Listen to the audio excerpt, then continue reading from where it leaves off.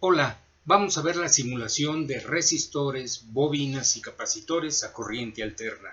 Estamos en la unidad de aprendizaje número 2. El objetivo es verificar que los cálculos sean los resultados en la simulación, que lo que hayamos calculado sea lo mismo que veremos en la simulación.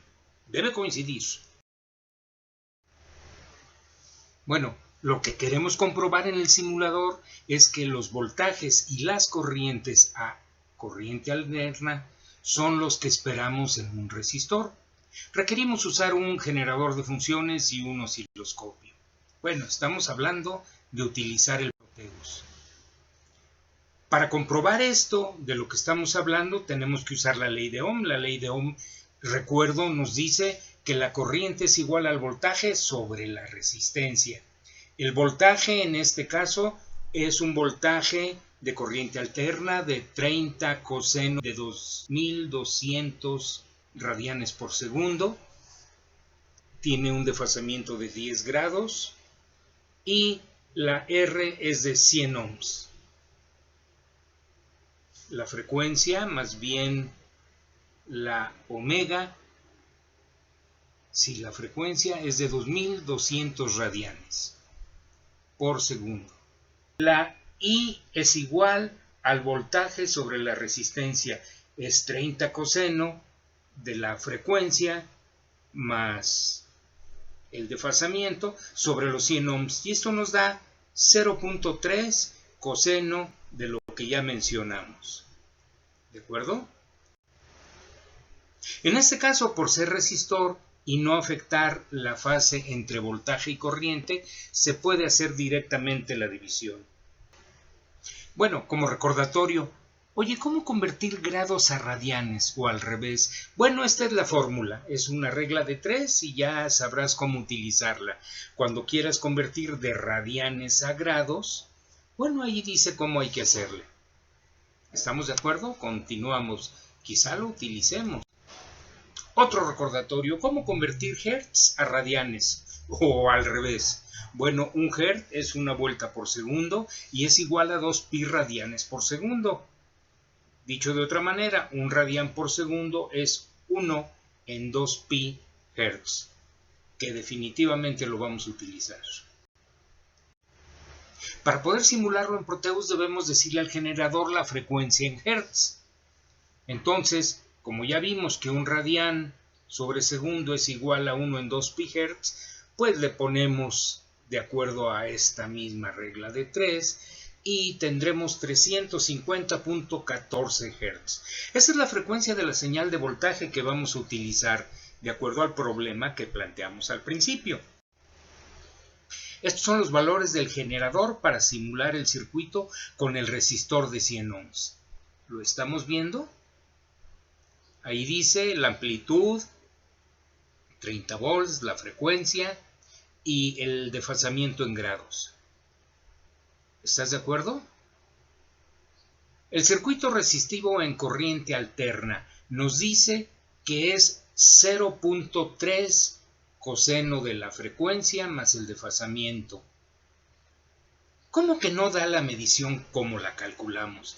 A ver, explícame cómo está eso. Me debería de dar 0.3 o 300 miliamperes.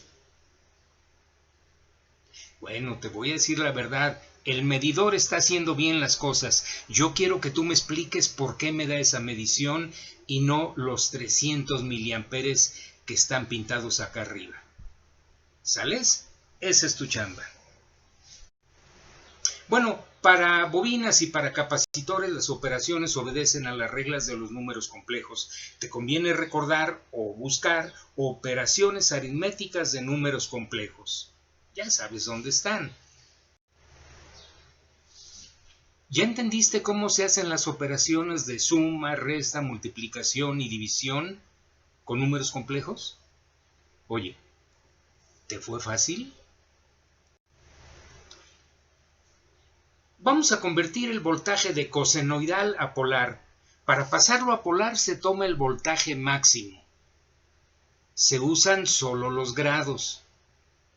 Listo, Eso es todo. De tal manera que si tengo un voltaje, por ejemplo, 15 coseno de 2pi por 50 por el tiempo, con 30 grados de desfasamiento, bueno, pues es 15 ángulo de 30.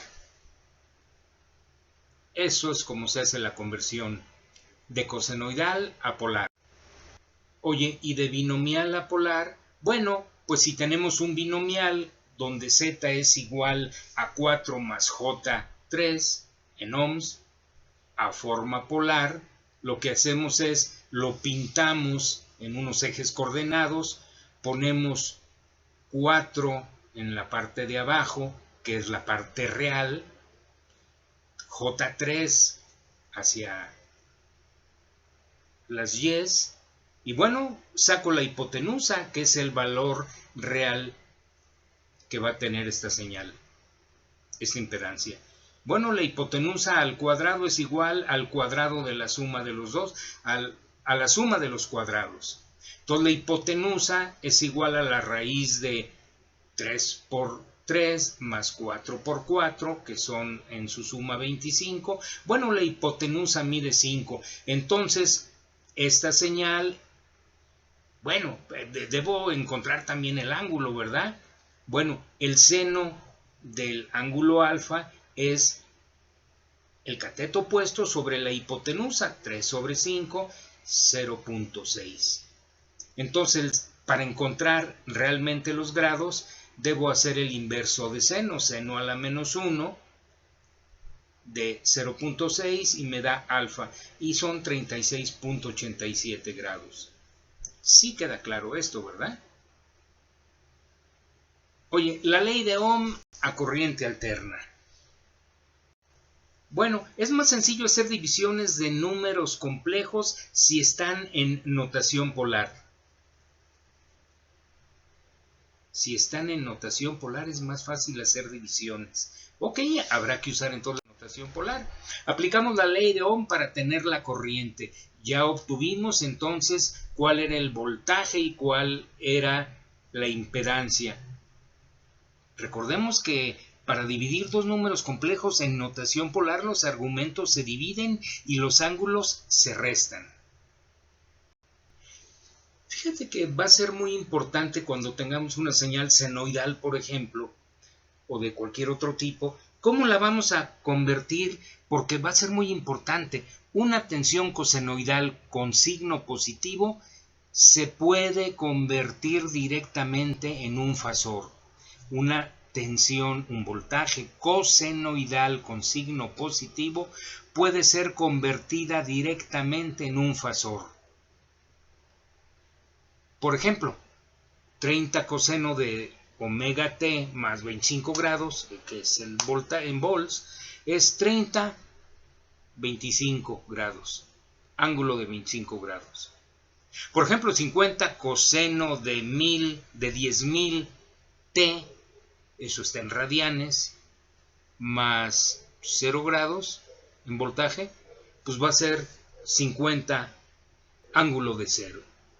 Así de sencillo. Pero, oye, ¿y si no tienes una señal senoidal, cómo le va? Cosenoidal. Si no tienes una señal cosenoidal, ¿cómo le haces para convertirla entonces directamente? Bueno, si las tensiones o corrientes no están expresadas en cosenos positivos, se pueden convertir a coseno positivo haciendo lo siguiente. Si es función seno positivo, le restamos 90 grados. Si es función seno negativo, le sumamos 90 grados. Si es función coseno negativo, le sumamos 180 grados. A ver, ¿cómo? Vamos a ver unos ejemplos. Solamente recuerda, si la función que te dan es seno y es positiva, tienes que restarle 90 grados y ya te queda expresada en coseno positivo. Si es función seno negativo, le sumamos 90 grados y ya te queda expresada en coseno positivo. Si es función coseno negativo, le sumamos 180 grados y ya te queda directamente expresada en coseno positivo. Vamos a ver unos ejemplos. Así será más fácil. Fíjate, tenemos seno de WT en voltaje, quiere decir que no tiene ningún grado de desfasamiento, va a ser igual a 30 coseno de omega t menos 90, como ya dijimos. Y así cada uno de estos quiero que los revises y los analices. Y si es necesario, te regreses a la página 19. ¿Alguna duda? Vamos a continuar. Oye, ya hicimos un ejercicio con resistor puro. Ahora lo quiero hacer con capacitor puro. Y lo que quiero es que al terminar esto, que tú lo vas a hacer por tu cuenta, necesito que te vaya, bueno, lo vamos a hacer las operaciones, quiero que lo simules.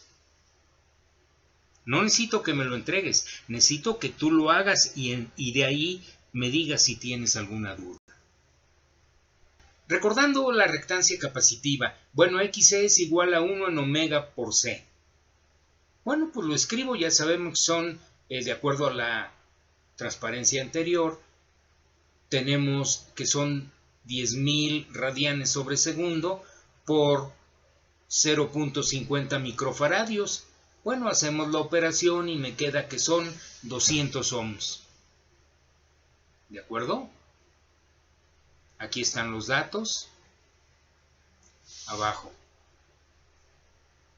Entonces, la reactancia capacitiva a esta frecuencia de 10.000 radianes por segundo quiere decir que son 200 ohms. Fíjate qué fácil.